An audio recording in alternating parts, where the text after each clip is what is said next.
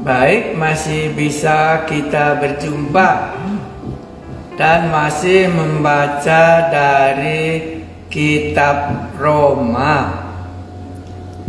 Roma 9 sama Roma 11 itu sengaja kita tidak pelajari, maka kita sampailah Roma pasal 12. Karena Roma pasal 9 berbicara soal orang Israel. Pasal 11 juga masih orang Israel. Jadi saya lompat, masuk saja saya ke Roma pasal 12. Mari kita membaca Roma pasal 12. Kita mengucap syukur oleh karena kemurahan Allah. Barulah kami ada malam ini, bisa duduk menghadap Allah yang berkemurahan itu. Ada berita Injil yang kami dengar. Kuduskan kami waktu kami mempelajarinya, dan Roh Kudus yang menuliskan Alkitab inilah menjadi guru kami satu-satunya. Di dalam nama Yesus Juru Selamat kami yang mengasihi kami berdoa. Amin. Mari kita buka Roma pasal 12 ayat 1. Dalam judulnya itu dibuatnya persembahan yang benar. Apakah mungkin kita mengerti ayat itu? Tapi kalaupun nanti seberapa bisa kita dapat, kita coba mempelajarinya pelan-pelan. Roma pasal 12. Persembahan yang benar. Ya, mungkin Anda katakan mungkin ini ada, tetapi bukanlah seluruhnya, ya. Saya baca satu. Karena itu, saudara-saudara, demi kemurahan Allah, aku menasihatkan kamu supaya kamu mempersembahkan tubuhmu sebagai persembahan yang hidup, yang kudus, dan yang berkenan kepada Allah. Itulah ibadahmu yang sejati. Saya baca ayat 2. Janganlah kamu menjadi serupa dengan dunia ini, tetapi berubahlah oleh pembaharuan budimu, sehingga kamu dapat membedakan mana kehendak Allah, apa yang baik, yang berkenan kepada Allah, dan yang sempurna. Ayat 3. Berdasarkan kasih karunia yang dianugerahkan kepadaku, aku berkata-kata kepada setiap orang di antara kamu. Janganlah kamu memikirkan hal-hal yang lebih tinggi daripada yang patut kamu pikirkan. Tetapi hendaklah kamu berpikir begitu rupa sehingga kamu menguasai diri menurut ukuran iman yang dikaruniakan Allah kepada kamu masing-masing. Sampai di sini kita dulu baca. Apa yang menjadi kesan kita yang pertama? Saya bandingkan dengan bahasa Karo 1, ya. Nah, itu khusus Roma pasal 12 ini. Apakah Anda mengerti ayat 1-nya? Makanya di sini dikatakannya, "Oh senina-seninangku, nginget perkuah ate dibatasin berlin si isih kenaman bantah." Jadi kalau dalam bahasa Indonesianya dia pakai kemurahan Allah. Bahasa Karonya perkuah ate dibatasin berlin. The grace of God, the mercy of God. Tahu kita artinya? Karena ini dasar Paulus dalam pasal 12 ini. Makanya diulanginya pada ayat 3. Berdasarkan kasih karunia yang dianugerahkan kepadaku. Ayat 1. Karena itu saudara-saudara, oleh karena kemurahan Allah, aku menasihatkan kamu, menasihati kamu. Aku menasihatkan kamu. Jadi dasar Paulus memberikan nasihat dalam pasal 12 ini, kalau bahasa Indonesianya, oleh karena kemurahan Allah. Nginget perkuah ate di batas sembelih. Apakah pengakuan Paulus tentang Allah di sini? Dari mana munculnya Paulus menyadari kemurahan Allah dalam hidupnya? Kalau kita mungkin kita berpikir, apa pengakuan kita tentang Allah kalau kita memberikan nasihat kepada orang lain? Ini kan Paulus memberikan nasihat ya. Ini kan ayat 3 pun tadi dia berdasarkan kasih karunia yang dianugerahkan Allah kepadaku, aku berkata-kata kepada setiap orang di antara kamu. Jadi di atas ini demi kemurahan Allah, oleh karena kasih karunia Allah. Ini pengakuan Paulus.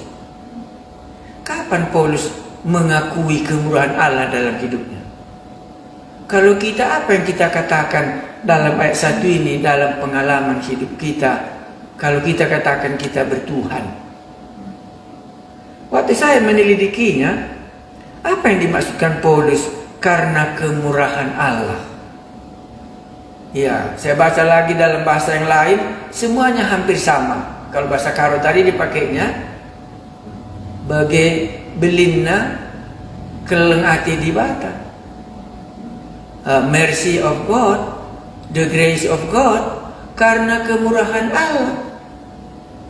Tetapi kalau pengalaman Paulus dalam surat-suratnya kita baca, tidak kelihatan kali anugerah Allah dalam hidupnya. Umpamanya lah 2 Korintus pasal 13, itulah rahasia pengalaman hidup Paulus sesudah dia bertobat diungkapkannya. 2 Korintus pasal 2 Korintus pasal 11. Di situ diungkapkan Paulus pengalaman hidupnya sesudah dia bertobat.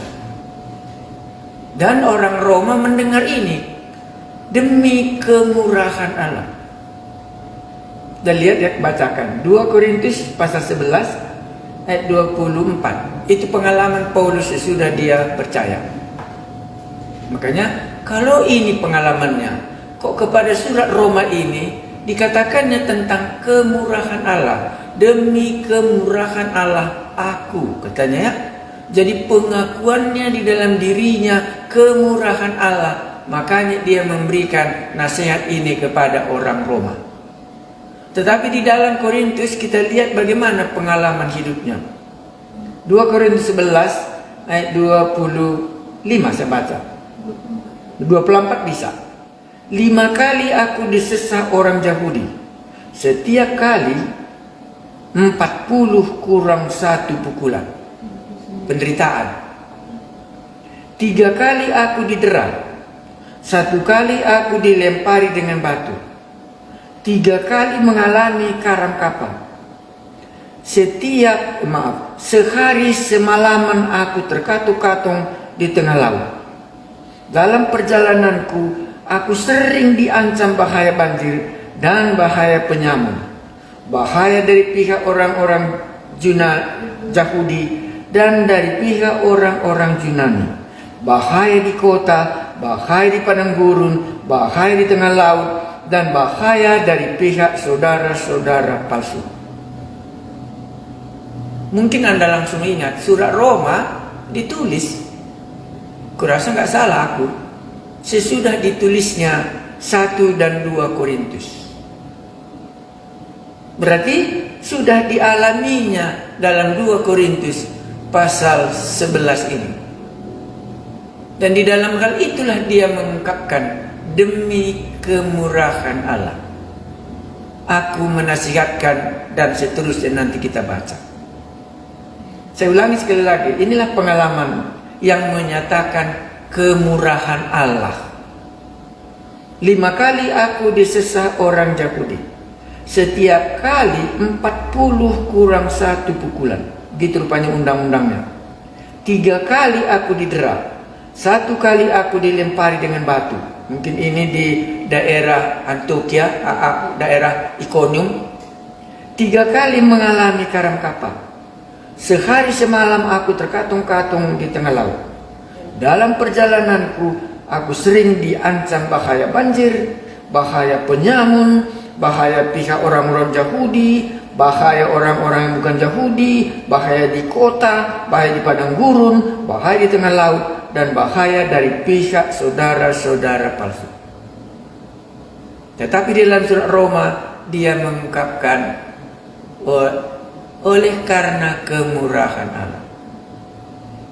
Bolehkah menurut Anda Paulus mengungkapkan Allah berkemurahan kepadanya dengan semua pengalamannya di dalam 2 Korintus pasal 11 ini?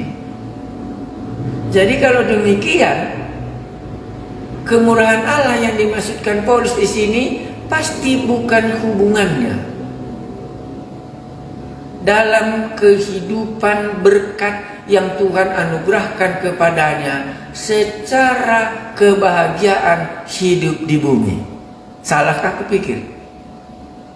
Maka pasti kalau demikian, karena itu saudara-saudara, demi kemurahan Allah aku menasihatkan kamu.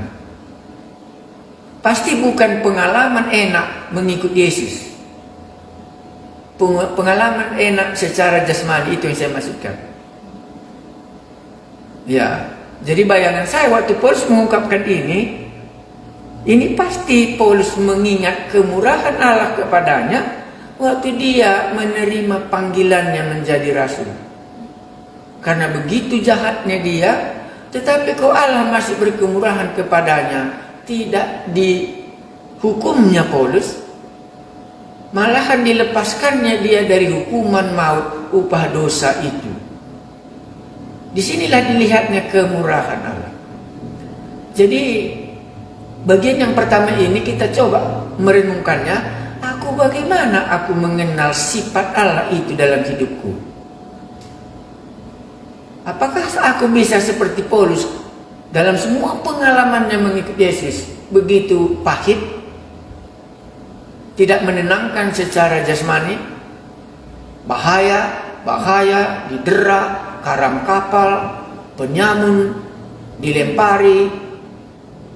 Tetapi itu bagi dia merupakan kemurahan Allah.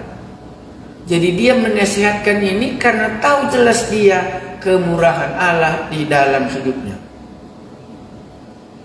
Adakah kemurahan Allah yang Anda bisa ceritakan? Apakah karena sakit sembuh? Kalau di sini kemurahan Allah, Paulus sakit. Kita sudah dengar cerita itu ya. Sudah 3 kali aku berdoa dan Allah berkata, cukuplah. Sehingga utusan iblis itu mundur daripadaku dan tidak mundur. Bahkan Tuhan katakan kepadanya, cukuplah kasih karuniaku kepadamu, karena waktu engkau lemah, disitulah engkau menjadi kuat. Bolehkah kita merenungkan sebentar apa yang dimaksudkan Paulus kemurahan Allah? Sifat Allah satu-satunya, itulah dasar Paulus memberikan nasihat di sini kepada jemaat Roma yang belum dikunjunginya. Karena itu saudara-saudara, demi kemurahan Allah, aku menasihatkan kamu. Semua itu mungkin kita langsung katakan supaya jangan terlalu tinggi. Kemurahan Allah yang paling kita bisa katakan apa?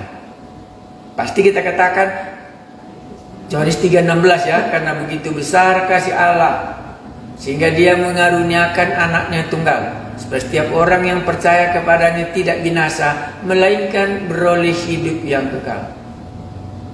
Kalau saya lebih berani, inilah di dalam pikiran Paulus waktu dia mengungkapkan kemurahan Allah di sini daripada pengalaman hidupnya sesudah dia percaya.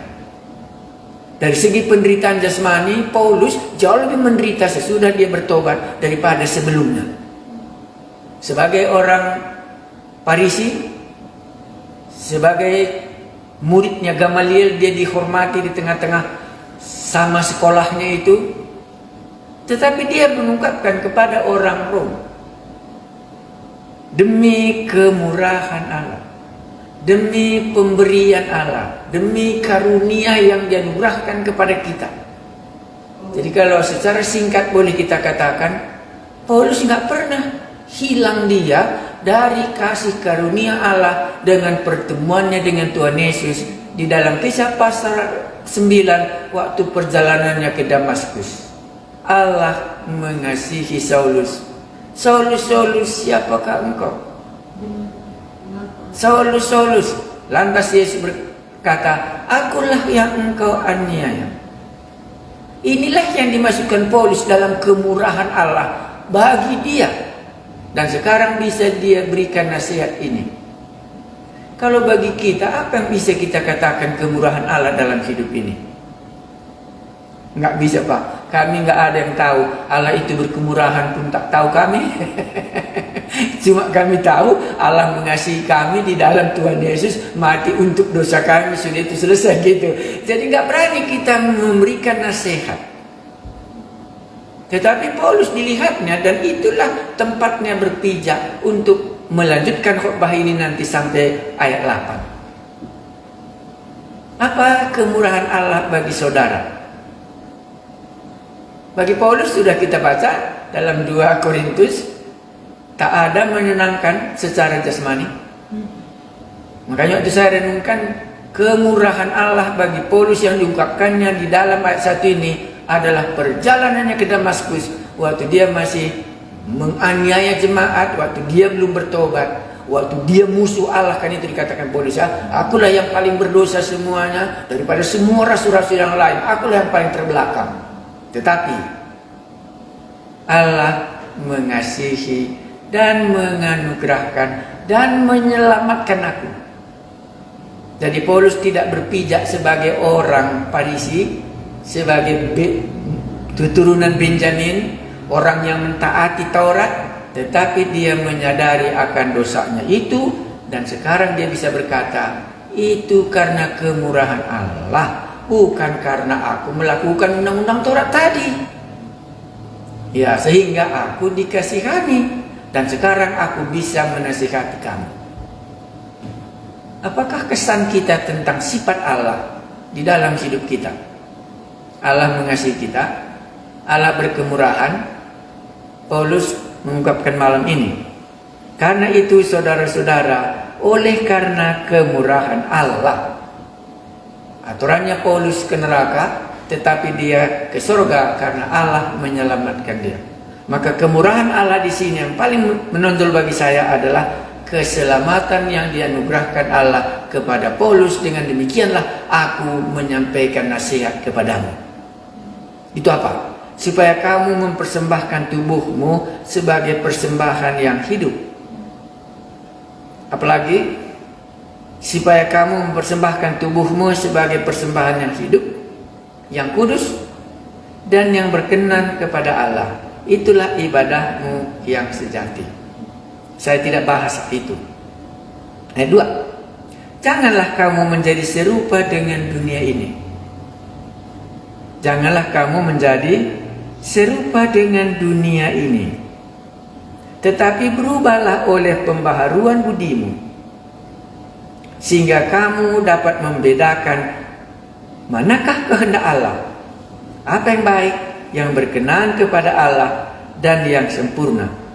Apa yang bisa kita tangkap dalam ayat 2 ini? Apa itu pembaharuan budi? Cara berpikir. Dalam bahan kita saya tulis itu apa? 2 Timotius pasal 4 ya? Betul kah? 2 Timotius pasal 4 ayat 10 kah? Ya. Saya baca ya. Karena Demas telah mencintai dunia ini dan meninggalkan aku. ia telah berangkat ke Tesalonika. Kreskes telah pergi ke Galatia dan Titus ke Dalmatia. Di sini maksudnya mencintai dunia ini. Jadi tadinya dia sama Paulus, tetapi di tengah jalan dilihatnya nggak bisa dilanjutkan iman ini. Karena tadi kita sudah ceritakan bagaimana pengalaman Paulus sudah dia percaya ya. Jadi Demas ini berubah dia kembali. Sekarang dia mencintai dunia ini. Berubah dia dari tadi mengikuti Paulus karena kasih karunia Allah, dia tahu Injil itu menyelamatkan, ikut dia. Tetapi dalam cerita tadi karena beratnya penginjilan tadi, ya akhirnya dia kembali mencintai dunia. Mencintai dunia di sini yang sangat tepat ialah mencintai dirinya sendiri, tidak mau ambil resiko karena nama Tuhan Yesus. Maka dia pulang ke kampungnya karena di sana dia tidak dikejar-kejar. Kalau terus ikut Paulus dan semua pengalaman dilihatnya nggak bisa dilanjutkan. Demas telah mencintai dunia ini, yang dimasukkannya adalah bukan harta, uang, bukan kedudukan. Dia mencintai dunia di sini. Dia tidak mau ada risiko secara jasmani untuk mengikut Yesus. Makanya tadi kalau Paulus katakan oleh karena kemurahan Allah. Bagi Paulus kemurahan Allah itulah penderitaan. Penderitaan mengikut Yesus itulah kasih karunia. Itulah kemurahan Allah kalau Paulus bisa menderita demi nama Tuhan Yesus. Itulah maka kita bahas hidup dalam roh ya. Ingat pasal 8? Barang siapa yang menderita bersama-sama dengan Tuhan, maka dia juga nanti akan dipermuliakan. Itu orang yang hidup di dalam roh bisa sampai melihat penderitaan itu merupakan kemurahan Allah. Diizinkan Allah dia memikul penderitaan demi namanya. Kita bagaimana? Bolehkah kita katakan aku seperti Demas, Pak? Lebih aku mencintai dunia ini daripada melanjutkan perjalanan dalam kemurahan Allah tapi menderita secara jasmani. Jadi bukan dia menjadi kaya. Kalau dia mencintai dunia maksudnya di sini mau melepaskan diri supaya tidak ada risiko lagi. Makanya dia pulang kampung. Di kampungnya kan gak ada lagi yang bisa mengejar-kejar dia. Tapi kalau Paulus kalau terus memberitakan Injil, apalagi dia tahu bahwa dia akan berangkat lagi ke Spanyol, mundurlah kita, gak mungkin kita lanjutkan perjalanan ini. Selama ini pun sudah cukup berat, tapi bagi Paulus itulah kemurahan Allah. Beda kan? Pandangan orang duniawi dengan pandangan orang yang hidup dalam roh pasti berbeda. Baik, cukup ya. Mari kita baca sekali lagi ke bawah. Janganlah kamu menjadi serupa dengan dunia ini. Itu yang dimasukkannya. Menjadi serupa dengan dunia ini artinya mau mengikuti pola pendirian dunia ini, tetapi aman dari resiko mengikut Yesus. Aminkah? Benarkah atau salah eksegesiku ini? Ya, kalau dari latar belakang sikap Paulus mengungkapkan oleh karena kemurahan Allah.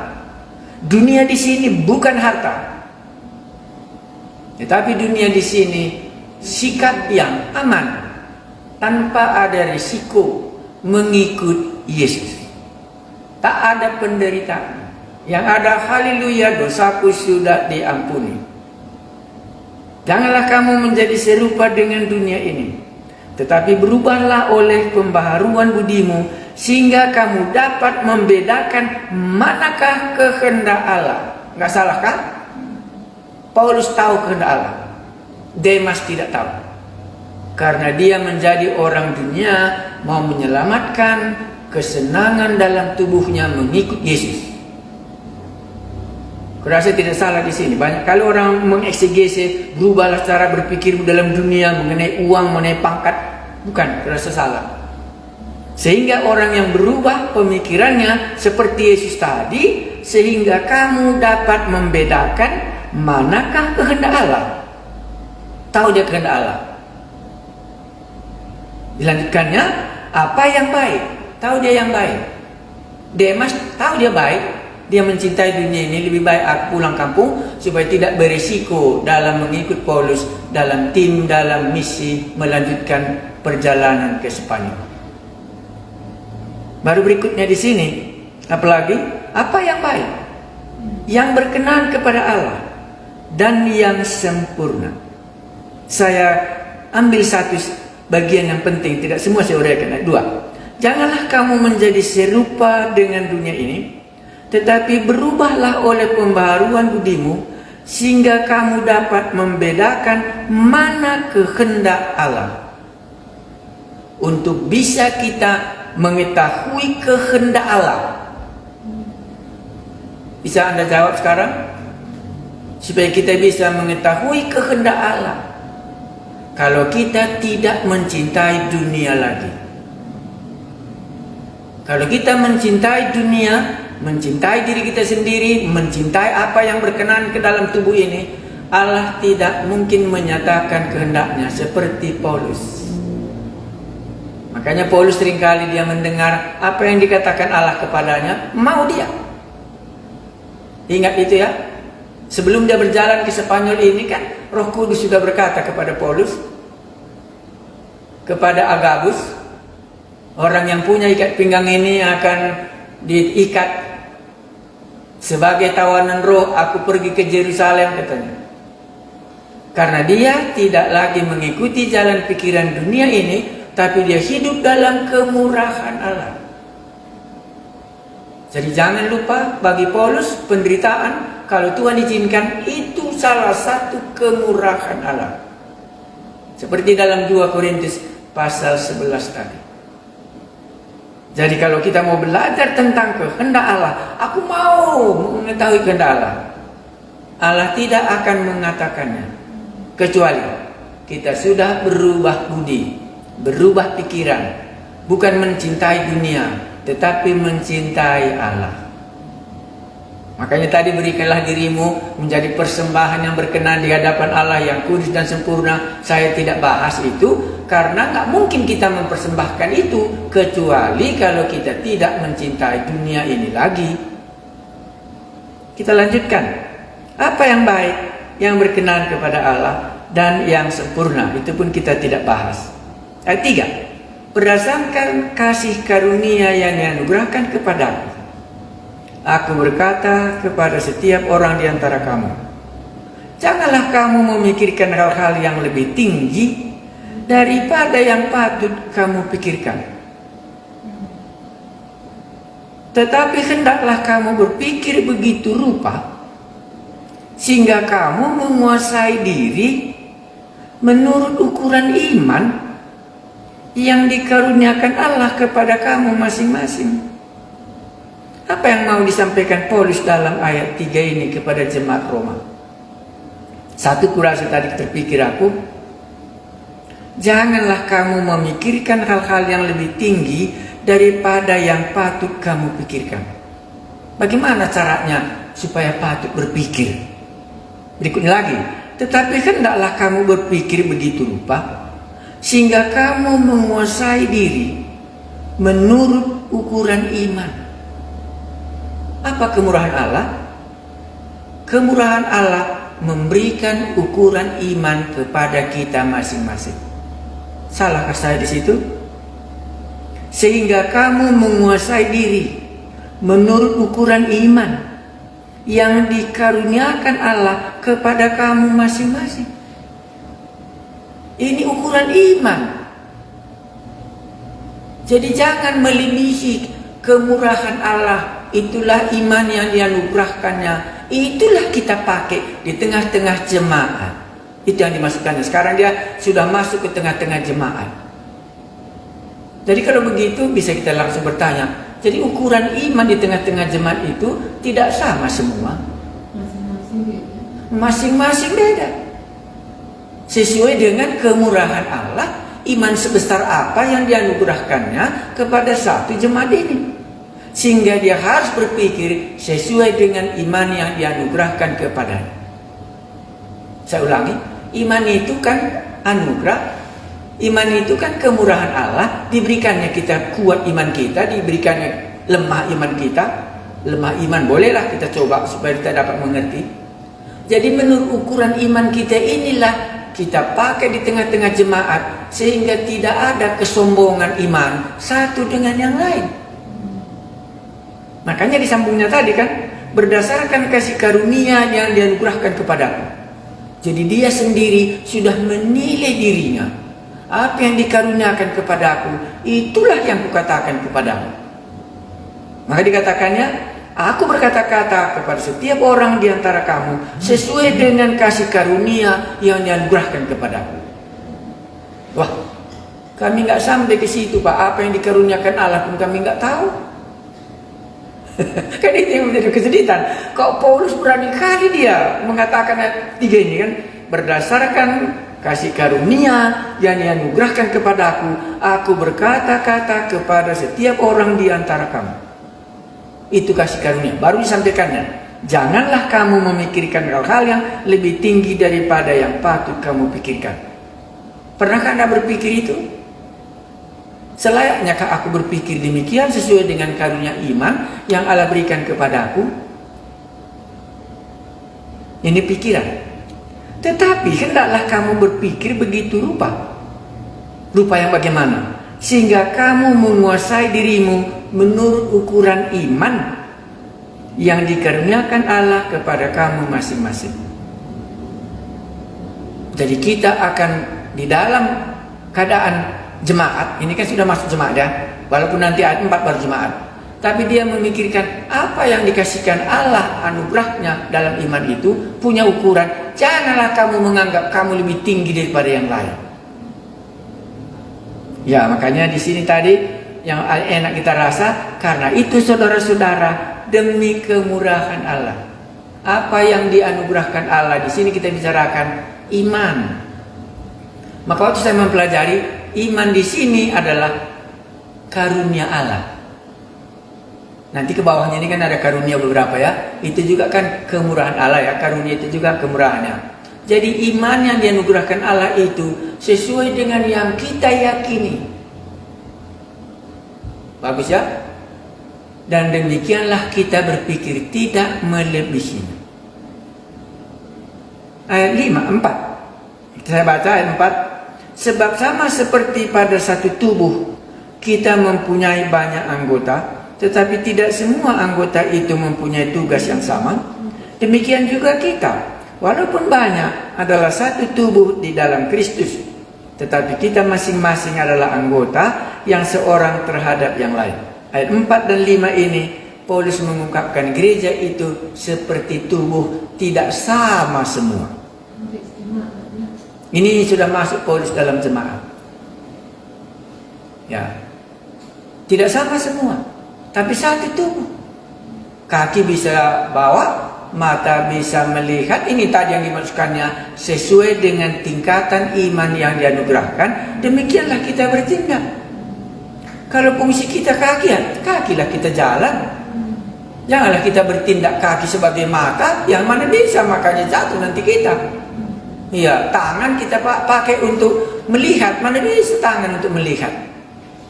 Nah, ini yang dimasukkannya tadi. Di dalam setiap bagian kita harus berpikir sebagaimana kita ada.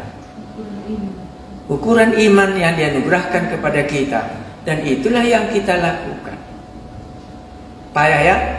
Ya memang payah. Pasal 12 ini kan sudah melewati pasal 8 ya. Hidup di dalam roh. Sekarang persembahkanlah tubuhmu yang apa namanya tadi? Ya itu terlalu apa namanya ya? Ideologi. Iya. Tetapi karena Paulus mempersembahkan tubuhnya, berani dia sesuai dengan kemurahan Allah bagi dia. Jadi jangan pula nanti kita katakan, ini nggak ada orang seperti ini. Paulus memiliki kemurahan Allah. Apa yang dikatakan ini semua hampir menjadi bagiannya. Makanya tadi dikatakan mulai dari atas. Karena itu saudara-saudara, demi kemurahan Allah, Aku menasihatkan kamu supaya kamu mempersembahkan tubuhmu sebagai persembahan yang hidup. Dia memang persembahkannya. Makanya di akhir surat-suratnya dalam 2 Timotius, darahku telah dicurahkan sebagai persembahan. Dia berani katakan itu. Karena memang digenapinya dalam kemurahan Allah. Bukan karena kekuatannya, tapi karena kemurahan Allah, dia bisa sampai mempersembahkan tubuhnya sebagai persembahan. Darahku telah dicurahkan sebagai persembahan. Aku menasihati kamu supaya kamu mempersembahkan tubuhmu sebagai persembahan yang hidup, yang kudus, dan yang berkenan kepada Allah. Itu adalah ibadahmu yang sejati. Baik, jadi kalau kita baca ini ayat 1 sampai ayatnya yang ke-5 ini, memang inilah hidupnya Paulus. Maka tadi saya mulai, di mana Paulus mengetahui kemurahan Allah? Dan di mana aku bisa mengungkapkan kemurahan Allah? Orang Demas mencintai dunia, tetapi aku tidak mencintai dunia. Itulah maksud Paulus, ya. Mungkin juga Anda akan bisa boleh juga berkata, aku tidak mencintai dunia. Oleh karena kemurahan Allah, aku dituntunnya untuk mengikut Dia, bahkan sampai mempersembahkan diriku sebagai korban persembahan yang berkenan di hadapannya, yang sempurna, yang kudus. Karena kemurahan Allah membuatnya demikian. Kalau enggak, tadinya Paulus juga akan melawan Allah, ya. Nah, jadi ini yang kita coba renungkan. Kalau begitu, sifat Allah yang Anda kenal apa? Jadi kalau kita bisa berubah, kalau bisa kita sampai mempersembahkan hidup kita, tidak mencintai dunia ini, harus kita katakan, itu karena kemurahan Allah itu. Kalau enggak, semuanya manusia mencintai dunia, tak ada bedanya. Tapi karena kemurahan Allah, Allah memberikan hal itu kepadanya, sehingga dia bersedia berubah caranya berpikir. Sehingga apa yang dianugerahkan Allah kepadanya, tahu dia. Dan di dalam cara imannya itulah dia bertindak di tengah-tengah jemaat. Bertindaklah sesuai dengan tingkatan iman yang Allah anugerahkan kepada kita masing-masing. Saya ulangi yang ada dalam hatiku. Aku sering juga berpikir, Tuhan, kenapa pikiranku seperti ini? Apa rupanya pikiran Pak Ginting? Tidak terlalu suka aku ada rumahku. Kan aneh, ya? Tidak terlalu suka juga aku kalau ada mobilku. Dan tidak terlalu suka juga aku menyimpan uang terlalu banyak. Dibatasi Tuhan. Lebih dari itu, sudah kembali nanti aku mencintai dunia seperti Demas. Tidak lagi hidup di dalam kemurahan yang Allah beri. Ukuran iman juga apa yang dianugerahkan oleh Allah. Tidak bertindak sembarangan sebagaimana dunia bertindak. Itu kan kemurahan Allah. Ya, Anda bisa berpikir, ya, kami kok nggak pernah berpikir demikian? Bisa. Tetapi karena kemurahan Allah, aku juga melihat caraku berpikir. Jangan, sangat berbeda sekali. Ya, itu tadi umpamanya, supaya bisa Paulus, oleh karena kemurahan Allah. Cara Anda berpikir itu bagaimana? Pasti Anda akan katakan, kalau Demas, timnya Paulus, bisa meninggalkan Paulus karena mencintai dunia. Mencintai dunia di sini artinya tidak mau ada risiko karena mengikut Yesus. Entah apapun alasannya. Di dalam ayat 2 juga sama. Janganlah kamu menjadi serupa dengan dunia ini. Menjadi serupa dengan dunia ini cuma satu kata itu. Dia tidak mau mengambil resiko karena mengikut Yesus. Karena bagi dia, Yesus menyelamatkan dia. Sehingga dia dapat menikmati semua apa yang dianugerahkan oleh Allah selama dia hidup di atas bumi ini. Paulus mengambil resiko pergi ke Spanyol dengan bantuan orang Rom karena kemurahan Allah. Baik, kita lanjutkan ayat 6. Ini juga lagi kemurahan Allah. Ayat 6. Demikianlah kita, ini Paulus ikut. Demikianlah kita mempunyai karunia yang berlain-lainan menurut kasih karunia yang dianugerahkan kepada kita. Jika karunia itu adalah untuk bernubuat, baiklah kita melakukannya sesuai dengan iman kita. Ini karunia juga. Ya, karunia bernubuat. Tahu artinya karunia bernubuat ya? Kembali lagi, karunia itu bukan aku miliki, tapi karunia itu Allah beri untuk mampu melihat apa yang akan terjadi. Inilah karunia bernubuat. Itu pun ukurannya harus apa? Iman. Tidak membandingkan orang lain, tetapi apa yang diberikan Allah kepadanya, dan dia melihat masa yang akan terjadi, dan itulah dinubuatkannya. Jadi dalam jemaat dianugerahkan Allah rupanya karunia bernubuat dari jemaat itu. Ya, baik lagi, karena ini nggak mungkin saya ajarkan satu malam, karena saya lama mempelajari karunia-karunia ini. Mungkin kami 6 bulan hanya khusus belajar karunia-karunia yang ada dalam Alkitab. Tahu artinya karunia kan? Saya ulangi, janganlah tinggalkan Yerusalem sebelum engkau diberi kuasa dari Roh Kudus.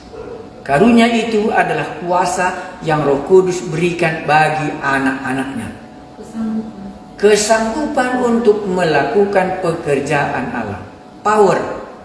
Waktu Tuhan Yesus mengutus murid-muridnya yang ke-12, diberikannya kuasa ya. Yesus memberikan kuasa kepada murid-muridnya untuk membebaskan orang kerasukan setan, untuk menyembuhkan, untuk membangkitkan orang mati. Diberikannya kuasa. Di sini kuasa itulah karunia. Berikutnya 7. Jika karunia untuk melayani, baiklah kita melayani. Bagaimana karunia melayani? Ini bukan khotbah. Karunia melayani mengaturkan apa yang kurang. Umpamanya kita pergi ke kabar Injil. Karunia melayani, dia tukang masak. Dia masak bandrek. Oh, dia menyapu los. Dia mengaturkan semua sehingga pelayanan khotbah bisa dilaksanakan. Ini karunia melayani. Jika karunia untuk melayani, baiklah kita melayani. Sehingga tahu dia di mana meletakkan meja, di mana taruh speaker, karena kemampuan kuasa dari Allah diberikan kepadanya. Berikutnya lagi, jika karunia untuk mengajar, baiklah kita mengajar. Jadi bukan karena dia kuliah baru dia mengajar. Ya. Bukan karena ada titelnya maka dia mengajar. Karena karunia. Jadi bagaimana bedanya? Iya, apa bedanya orang sekolah teologi mengajar teologi dengan orang mengajar dengan karunia mengajar? Bisa Anda bedakan? Dia mengajar karena dia belajar.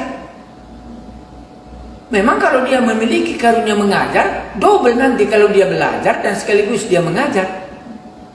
Tetapi kemampuan dari Allah membuat kalau dia mengajar, makanya seringkali orang katakan, Yesus mengajar tidak sama dengan ajaran orang-orang Farisi dengan orang-orang Saduki.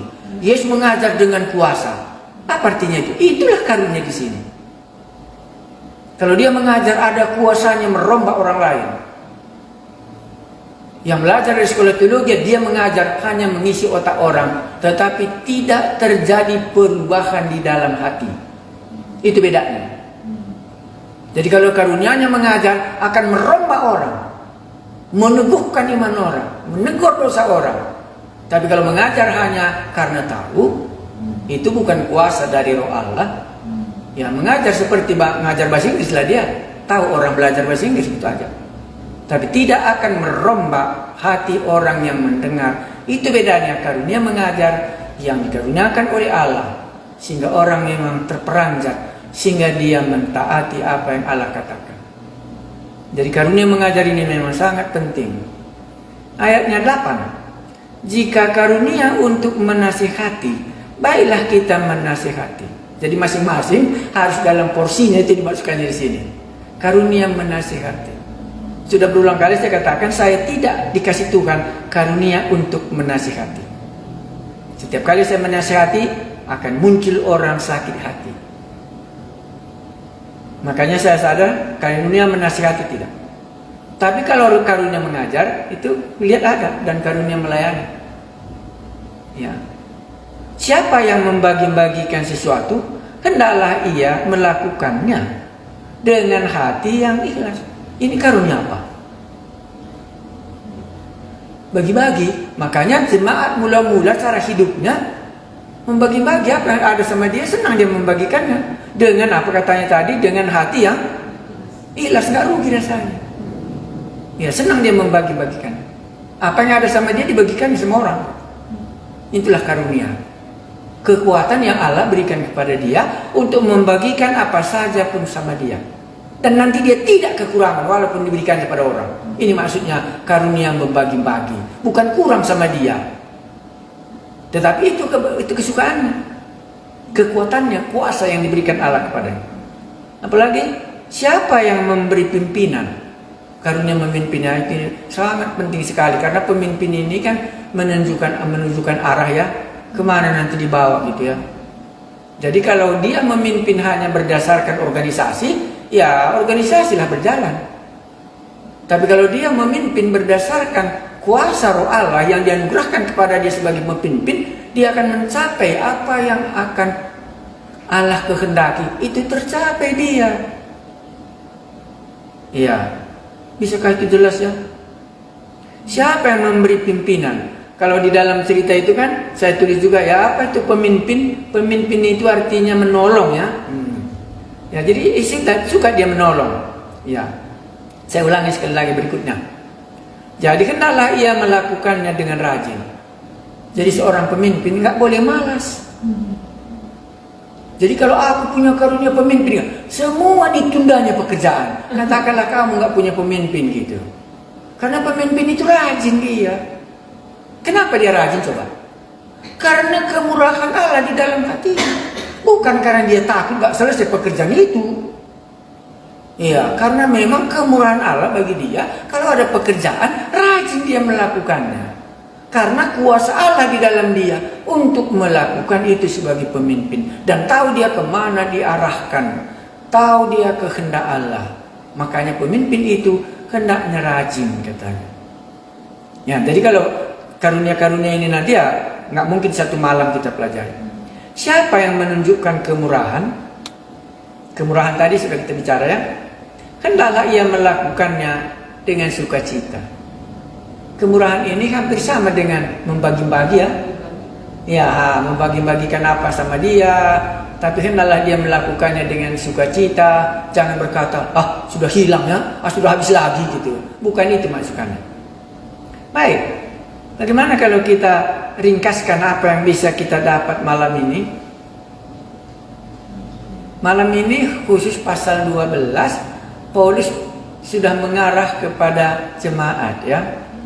Itu. Tetapi langkah Paulus mulai membicarakan, menasihati jemaat itu mulai dari ayat 1 tadi. Karena kemurahan Allah yang dia miliki ya. Baru ayat 3. Karena ayat 3, berdasarkan kasih karunia yang dianugerahkan kepadaku. Karena Allah memberikan karunia itu, itulah sebabnya dia melanjutkan pengajarannya tadi. Apa yang dilanjutkannya pengajarannya tadi?